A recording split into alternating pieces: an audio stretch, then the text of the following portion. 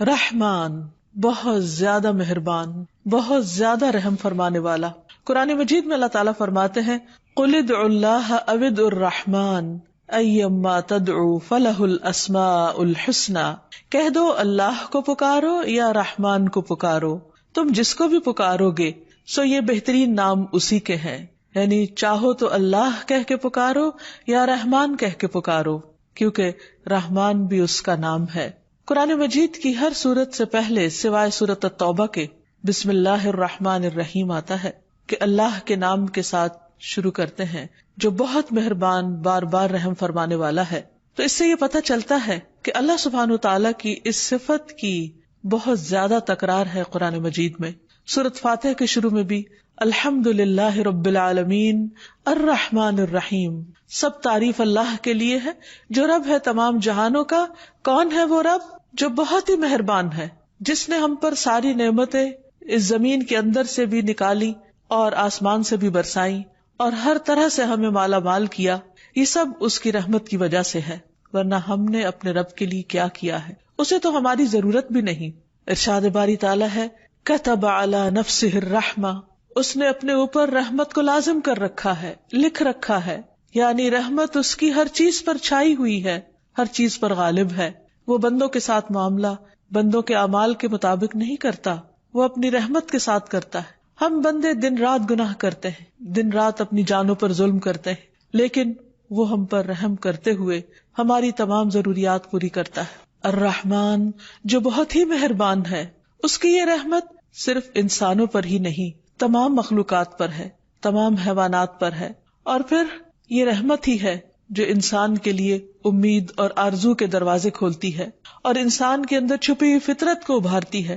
اسے نیک عمل پر ابھارتی ہے، اس کے اندر سے خوف اور مایوسی کو دور دھکیلتی ہے اور انسان کے دل میں امن و امان کا احساس دلاتی ہے، کیونکہ اسے معلوم ہے کہ اس کا رب بہت ہی مہربان ہے، بہت ہی رحم فرمانے والا ہے، جو ہر حال میں اپنے بندے کا خیال رکھنے والا ہے، خواہ بندہ نیک کام کر رہا ہو یا گناہ کے کام کر رہا ہو۔ اور پھر یہ بھی یاد رہے کہ رحمان کا یہ نام صرف رحمان کے لیے خاص ہے، اس لیے کوئی شخص اپنا نام صرف رحمان نہیں رکھ سکتا۔ ہاں، اللہ سبحانہ وتعالیٰ کو جو نام پسند ہے وہ عبد الرحمن ہے، یعنی رحمان سے پہلے عبد کا لفظ لگایا جائے کہ بندہ خود رحمان نہیں، کیونکہ کسی بھی انسان کے اندر رحمان جیسی صفت نہیں ہو سکتی، ہاں وہ رحمان کا بندہ ضرور ہو سکتا ہے۔ قرآن مجید میں متعدد جگہوں پر اللہ سبحانہ وتعالیٰ کے اس نام کا ذکر آیا ہے، تقریباً 45 جگہوں پر بسم اللہ الرحمن الرحیم کے علاوہ، اور قرآن مجید کی ایک سورت بھی اس نام سے ہے،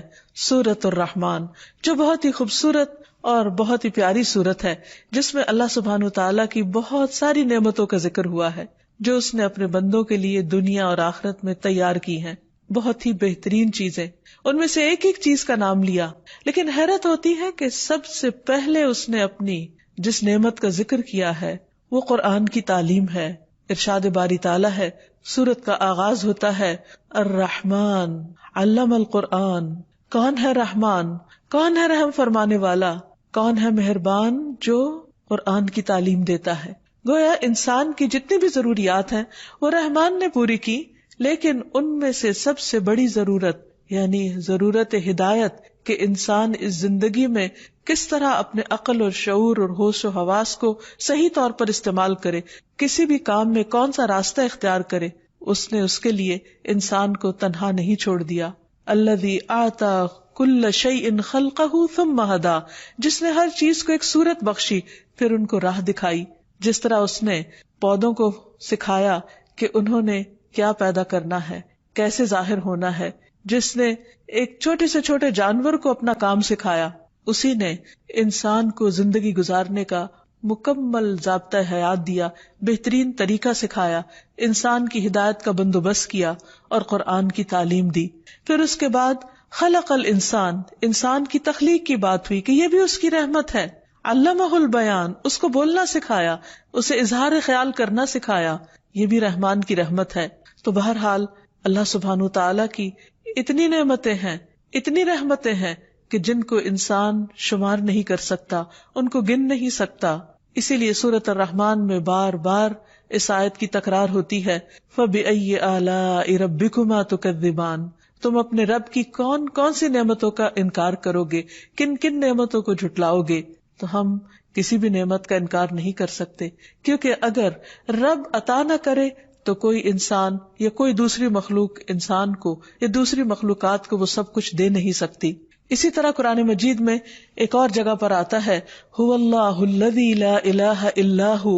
عالم الغیب والشہادہ هو الرحمن الرحیم، کہ وہ اللہ کون ہے، اس کا تعارف کیا ہے، وہی جس کے سوا کوئی الہ نہیں، جو غیب اور حاضر کا جاننے والا، جو بہت ہی مہربان، بہت ہی لطف و کرم کرنے والا اور بار بار رحم کرنے والا رب ہے. ایک اور جگہ پر فرمایا کہ یہ قرآن تنزیل من الرحمن الرحیم، یہ رحمان الرحیم کی طرف سے نازل کردہ ہے. یہاں پر ایک اور حیرت کی بات یہ ہے کہ رحمان کے ساتھ مزید تاکید کے لیے صفت الرحیم کا بھی بار بار ذکر آتا ہے، یعنی اس کی رحمت خاص بھی ہے اور اس کی رحمت عام بھی ہے، اس کی رحمت انسانوں پر بھی ہے اور اس کی رحمت حیوانوں پر بھی ہے، اس کی رحمت ماننے والوں پر بھی ہے اور اس کی رحمت ان پر بھی ہے جو اس کے وجود کا ہی انکار کرتے ہیں یا اس کے ساتھ دوسروں کو شریک ٹھہراتے ہیں. ایسی رحمت اور کس کے اندر ہوگی؟ پھر اسی طرح نبی صلی اللہ علیہ وسلم نے بھی متعدد احادیث میں اللہ سبحانہ وتعالیٰ کی اس صفت کا ذکر کیا ہے، اس نام کا ذکر کیا ہے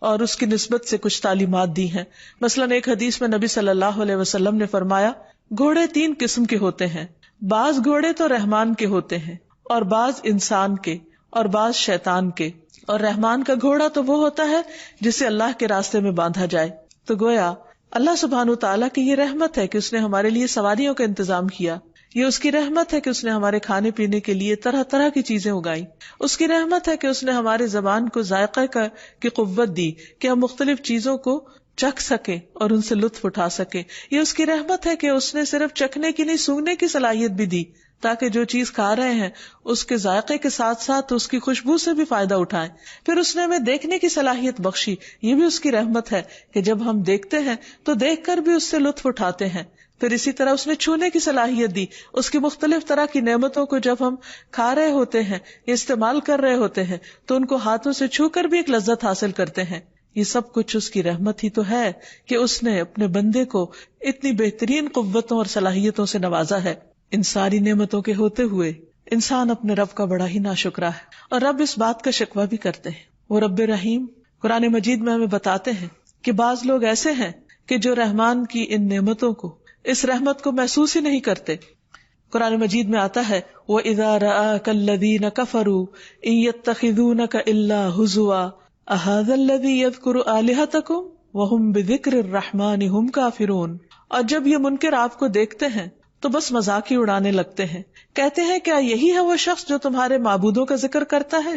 جبکہ وہ خود رحمان کے ذکر سے منکر ہیں. یعنی رحمان کی دی ہوئی ساری رحمت سے، نعمتوں سے فائدہ اٹھاتے ہیں لیکن اس کو یاد نہیں کرتے، اس کی رحمت کو محسوس نہیں کرتے، اس کا شکر ادا نہیں کرتے. اور جب ان سے کہا جاتا ہے کہ رحمان کو سجدہ کرو تو کہتے ہیں وہ رحمان کیا ہوتا ہے. وَإِذَا قِيلَ لَهُمُ اسْجُدُوا لِلرَّحْمَنِ قَالُوا وَمَا الرَّحْمَنُ أَنَسْجُدُ لِمَا تَأْمُرُنَا وَزَادَهُمْ نُفُورًا. اور جب انہیں کہا جاتا ہے کہ رحمان کو سجدہ کرو تو کہتے ہیں کہ رحمان کیا ہوتا ہے، کیا ہم اس کو سجدہ کریں جس کا تو ہمیں حکم دیتا ہے. اور یہ دعوت ان کی نفرت میں مزید اضافہ کرتی ہے. لیکن اس کے باوجود کہ وہ رحمان کو سجدہ نہیں کرتے، وہ اس کی نعمتوں کا اعتراف نہیں کرتے، وہ اس کی مہربانیوں کو محسوس نہیں کرتے، رحمان اپنی رحمت کرنا بند نہیں کرتا، پھر بھی وہ دن رات ان پر اپنی رحمت کرتا چلا جاتا ہے. پھر اسی طرح ہم دیکھتے ہیں کہ مشرکین مکہ بھی اللہ سبحانہ وتعالیٰ کی اس صفت کے ساتھ اس کے اس نام کو نہیں جانتے تھے، نہیں پہچانتے تھے.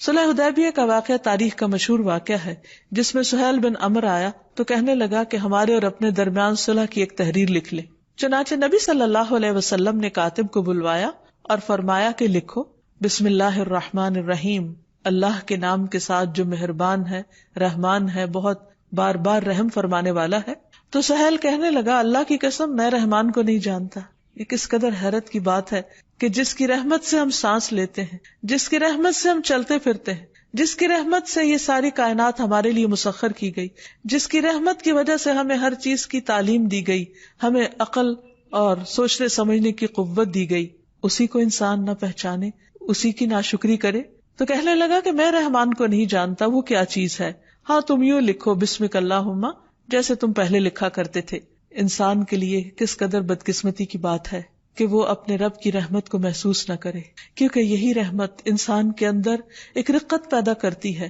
اپنے رب کا ایک قرب نصیب کرتی ہے۔ اس رحمت کا احساس بندے کے اندر بندوں کے لیے بھی مہربانی کا جذبہ پیدا کرتا ہے، اور رحمان صرف الرحمن نہیں بلکہ ارحم الراحمین ہے، سب رحم کرنے والوں سے بڑھ کر رحم فرمانے والا ہے۔ ابو ہریرہ کہتے ہیں کہ نبی صلی اللہ علیہ وسلم کے پاس ایک آدمی آیا اور وہ اپنے بچے کو لے کر اسے سینے سے لگانے لگا، اسے پیار کرنے لگا۔ تو آپ نے اس سے پوچھا کہ کیا تمہیں اس پر رحم آتا ہے، یعنی تمہارے دل میں اس کے لیے محبت ہے؟ تو اس نے کہا جی ہاں۔ تو آپ نے فرمایا اللہ کو تم پر اس سے بھی زیادہ رحم آتا ہے، یعنی جس طرح ایک والد یا ایک ماں اپنے بچے سے پیار کرتی ہے اور اس پر رحم کرتی ہے، اس پر شفقت کرتی ہے، اس کا خیال کرتی ہے، اس کی نگہبانی کرتی ہے، فرمایا اللہ سبحانہ و تعالیٰ کو اس سے بھی زیادہ تم پر رحم آتا ہے جس طرح تمہیں اپنے اس بچے پر رحم آتا ہے، اور وہ ارحم الراحمین ہے، سب سے بڑھ کر رحم فرمانے والا ہے،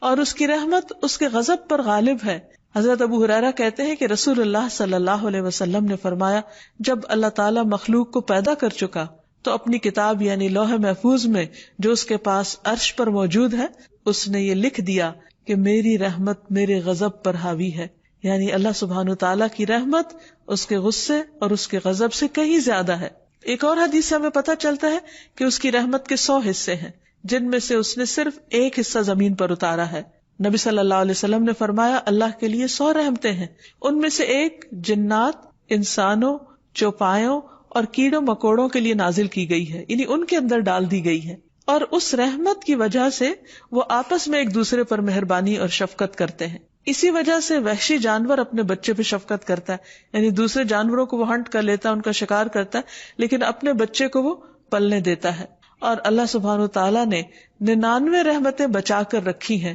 جن سے وہ قیامت کے دن اپنے بندوں پر رحمت کرے گا، کیونکہ قیامت کے دن کوئی بھی ایسا نہ ہوگا کہ جس کے اعمال ایسے ہوں کہ وہ صرف اپنے اعمال کی وجہ سے جنت میں جا سکے۔ اسی لیے اللہ سبحانہ تعالیٰ نے جنت کو بھی اپنی رحمت کہا ہے کہ انتی رحمتی، تو میری رحمت ہے، ارحم بکی من اشاء،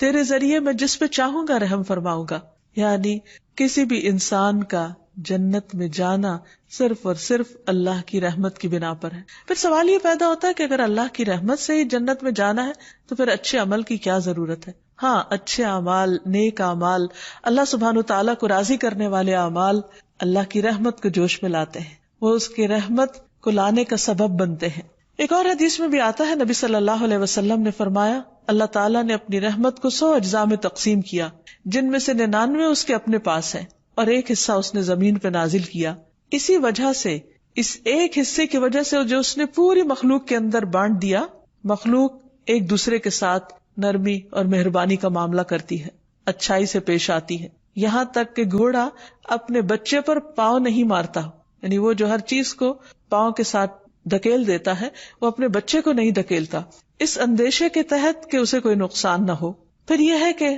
قیامت کے دن اس ایک حصے کی واپسی اور اللہ کے دوستوں کو اس سے مکمل فائدہ پہنچے گا۔ اللہ سبحانہ تعالیٰ نے یہ جو ایک حصہ رحمت کا دنیا میں اتارا ہے، قیامت کے دن یہ بھی اپنے 99 حصوں میں ڈال کر 100 پوری کر کے اپنے اولیاء اور اپنے دوستوں پر نچھاور فرمائے گا۔ رسول اللہ صلی اللہ علیہ وسلم نے فرمایا اللہ تعالیٰ کے پاس 100 رحمتیں ہیں جن میں سے اللہ نے تمام زمین والوں پر صرف ایک رحمت نازل کی ہے اور باقی 99 اللہ تعالیٰ نے اپنے اولیاء کے لیے رکھ چھوڑی ہے۔ پھر اللہ اس ایک رحمت کو بھی، یعنی جو ابھی اس نے اس دنیا میں اتاری ہوئی ہے، اسے بھی اس 99 کے ساتھ ملا دے گا اور قیامت کے دن اپنے دوستوں پر اپنی 100 رحمتیں پوری فرما دے گا۔ تو آپ سوچئے کہ پھر وہ کیسا انعام ہوگا، کیسا اکرام ہوگا، کیسا احسان ہوگا جو وہ اپنے بندوں پر کرے گا۔ اللہ سبحانہ تعالیٰ کی رحمت محسنین کے بہت قریب ہے، جیسا کہ ارشاد فرمایا ان رحمت اللہ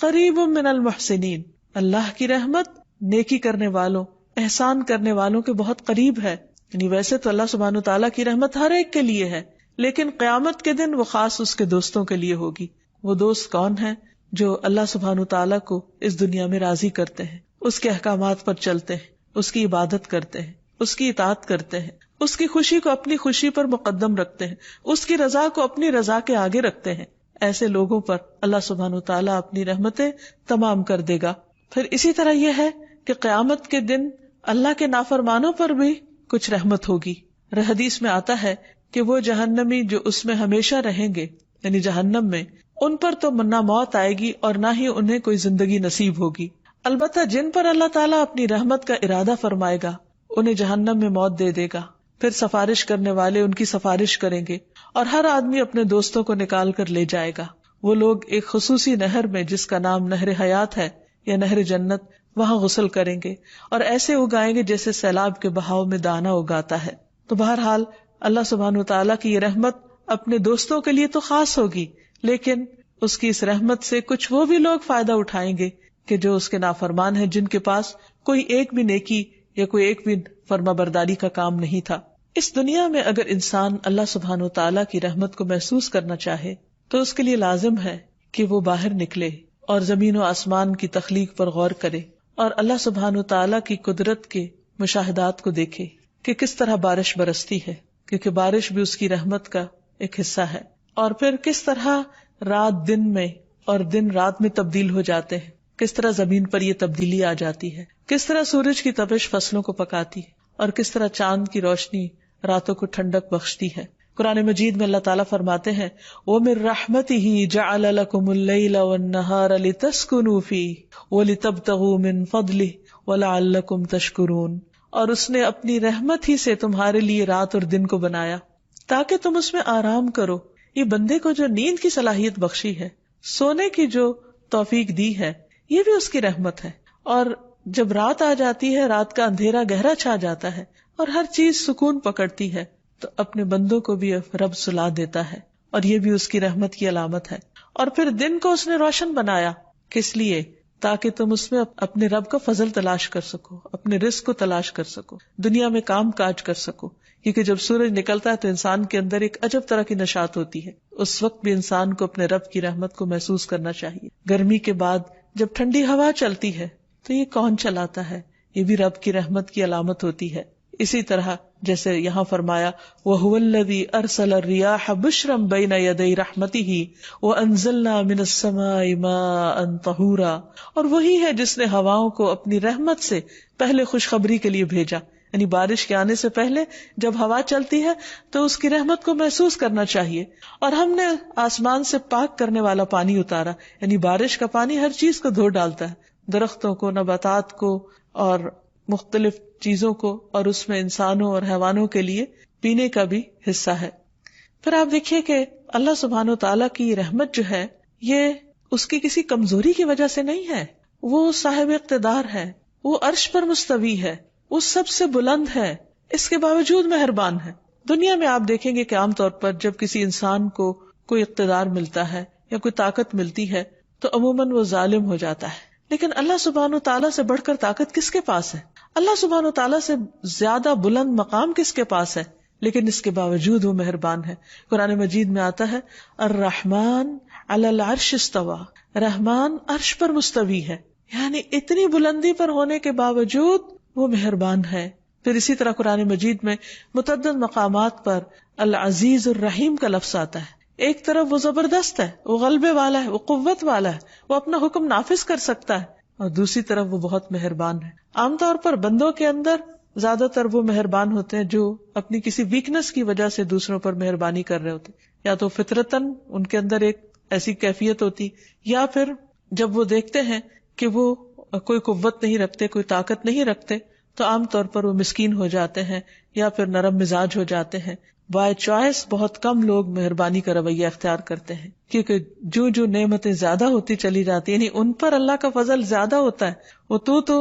بندوں کے ساتھ مہربانی کی خو کو چھوڑ دیتے ہیں، الا ماشاء اللہ، مگر یہ کہ جس کو اللہ توفیق دے۔ لیکن اللہ سبحانہ تعالیٰ جو سارے خزانوں کا مالک، جو سب کچھ کر سکتا ہے، وہ اپنے نافرمانوں کو ایک آن میں ختم کر سکتا ہے، لیکن اس کے باوجود وہ ان کو رزق دیتا رہتا ہے۔ اور ایک اور جگہ پر فرماتا ہے وَرَبُّكَ الْغَفُورُ ذُو الرَّحْمَةِ، تیرا رب بخشنے والا ہے، رحم فرمانے والا ہے۔ لَوْ يُؤَاخِذُهُمْ بِمَا كَسَبُوا لَعَجَّلَ لَهُمُ الْعَذَابَ، اگر وہ بندوں کے گناہوں کی وجہ سے انہیں پکڑنے لگے تو بہت جلد ان کو عذاب دے دے۔ لیکن وہ ایسا نہیں کرتا. اور آپ دیکھیے، کسی اور کی بات چھوڑیے، خود ہم اپنے آپ پر غور کریں تو ہم ایک دن میں کتنی نافرمانیاں کر جاتے ہیں، لیکن اس کے باوجود ہم چلتے پھرتے کھاتے پیتے سب کچھ کرتے ہیں. اور پھر اللہ سبحانہ تعالیٰ ہمیں پلٹنے کا موقع بھی دیتے ہیں کہ ہم اس سے معافی مانگ لیں تو معاف بھی کر دے گا. یعنی ساری نعمتیں لینے کے بعد حق تو یہ تھا کہ ہم اس کا شکر ادا کرتے، اس کی فرما برداری کرتے،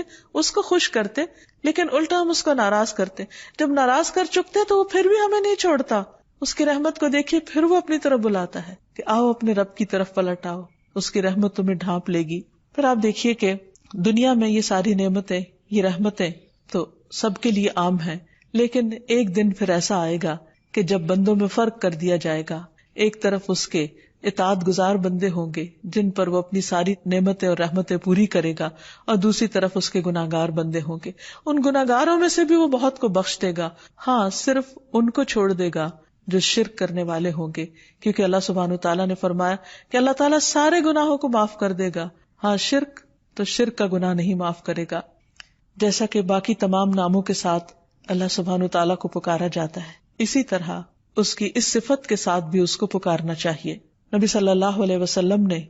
کچھ ایسی دعائیں سکھائی ہیں کہ جن میں رحمان کا ذکر آتا ہے. مثلا قرض کی ادائیگی میں آسانی کے لیے رحمان کو پکارنا چاہیے. حضرت انس کی روایت ہے کہ رسول اللہ صلی اللہ علیہ وسلم نے حضرت معاذ سے فرمایا، کیا میں تمہیں ایسی دعا سکھاؤں کہ اگر تم اس کے ساتھ دعا کرو تو تم پر احد پہاڑ کے برابر بھی قرضہ ہو تو اللہ تعالیٰ تم سے ادا کر دے گا. اے معاذ یہ پڑھا کرو، اللہم مالک الملک تؤتی الملک من تشاء وتنزع الملک ممن تشاء وتعز من تشاء وتذل من تشاء بیدک الخیر انک علی کل شیء قدیر رحمن الدنیا والآخرة ورحیمہما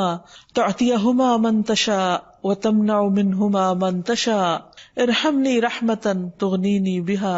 عن رحمت من سواک. اے اللہ بادشاہت کے مالک، تو جسے چاہتا ہے بادشاہت عطا کرتا ہے، جس سے چاہتا ہے ملک چھین لیتا ہے، جس کو تو چاہتا ہے عزت دیتا ہے اور جس کو تو چاہتا ہے ذلیل کر دیتا ہے. تیرے ہی ہاتھ میں خیر و بھلائی ہے اور تو ہی ہر چیز پر قدرت رکھتا ہے، دنیا اور آخرت کا رحمان اور رحم کرنے والا ہے. تو جسے چاہتا ہے دنیا اور آخرت دیتا ہے اور ان کو جن سے چاہتا ہے روک دیتا ہے، یعنی جسے چاہے دونوں جگہ دے اور جن سے چاہے روک لے، کیونکہ ہر چیز تیرے اختیار میں ہے. مجھ پر ایسی رحمت سے رحم فرما. کیا خوبصورت انداز ہے. یا رب تو مجھ پر ایسی رحمت سے رحم فرما جو مجھے تیرے علاوہ کی رحمت سے بے نیاز کر دے، پھر میں کسی اور کی طرف نہ دیکھوں، تو ہی اپنا کرم فرما دے. تو جو شخص اس طریقے سے اپنے رب سے مانگتا ہے، اللہ سبحانہ تعالیٰ اس کے اوپر سے بڑے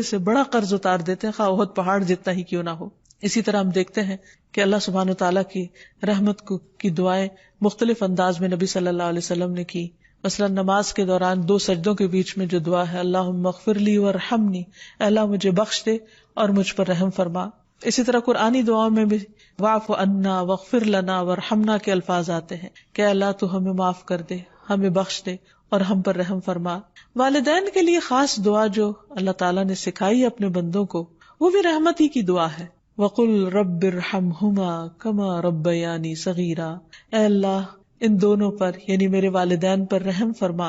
جیسے انہوں نے چھوٹا ہونے کی حالت میں مجھے پالا تھا، یعنی جیسے یہ میرے لیے مہربان تھے تو ان کے لیے مہربان ہو جا. ایک اور جگہ پر آتا ہے وَقُلْ رَبِّ اغْفِرْ وَارْحَمْ وَأَنْتَ خَيْرُ الرَّاحِمِينَ، آپ کہہ دیجئے اے میرے رب بخش دے اور رحم فرما اور تو رحم کرنے والوں میں سب سے زیادہ رحم فرمانے والا ہے. پھر اسی طرح ایوب علیہ السلام کی تکلیف جب زیادہ ہو گئی تو انہوں نے اپنے رب کو پکارا، انی مسنی الضر وانت ارحم الراحمین، تو رب کی رحمت جوش میں آ گئی اور ان کی تکلیف جو پچھلے 18 سال سے ان کے لیے باعث اذیت تھی، اللہ سبحانہ وتعالی نے ان کی تکلیف کو اس دعا کی وجہ سے دور کر دیا. پھر اسی طرح موسیٰ علیہ السلام نے دعا مانگی، رب اغفر لی ولاخی وادخلنا فی رحمتک وانت ارحم الراحمین، اللہ مجھے بخش دے اور میرے بھائی کو بخش دے اور ہمیں اپنی رحمت میں داخل کر لے اور تو سب سے بڑھ کر رحم فرمانے والا ہے. تو بات یہ ہے کہ انسان پر جس بھی قسم کی مشکلات ہوں